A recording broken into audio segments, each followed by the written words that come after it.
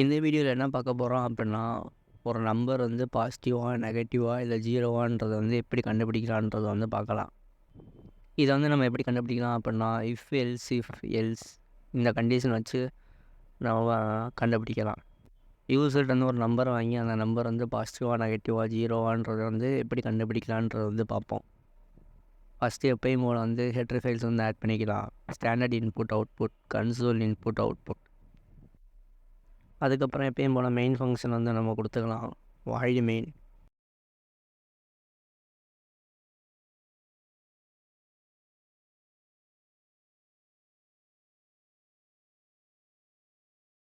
Main ஃபங்க்ஷனுக்குள்ளே clear ஸ்க்ரீனும் get secrets ஃபங்க்ஷனையும் வந்து நம்ம வந்து கால் பண்ணிக்கலாம்.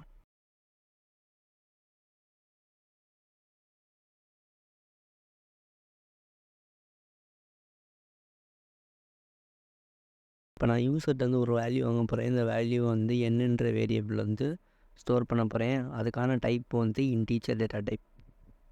ஃபஸ்ட்டு வந்து பிரிண்டப்பில் வந்து அவுட்புட் ஸ்க்ரீன் வந்து மெசேஜ் வந்து ஷோ பண்ணிக்கலாம். Enter the value of n.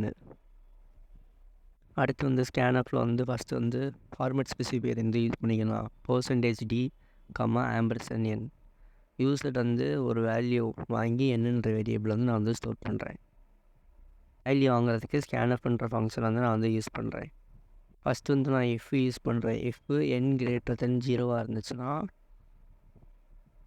பிரிண்டஃபில் வந்து கிவன் நம்பர் இஸ் பாசிட்டிவ் சொல்லி பிரிண்ட் பண்ண போகிறேன்.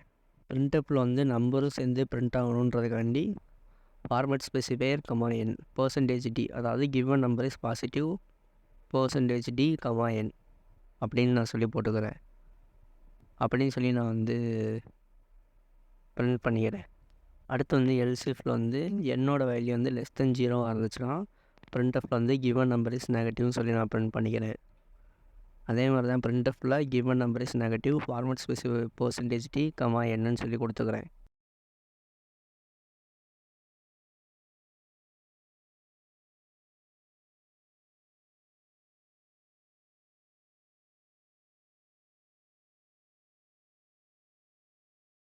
லாஸ்ட்டாக எல்ஸில் பிரிண்டஃப் கிவன் நம்பர் இஸ் 0ன்னு சொல்லி பிரிண்ட் பண்ணிட்டு ஃபார்மேட் ஸ்பெசிஃபையர் %d யூஸ் பண்ணிட்டு (n) சொல்லி கொடுத்துக்கிறேன்.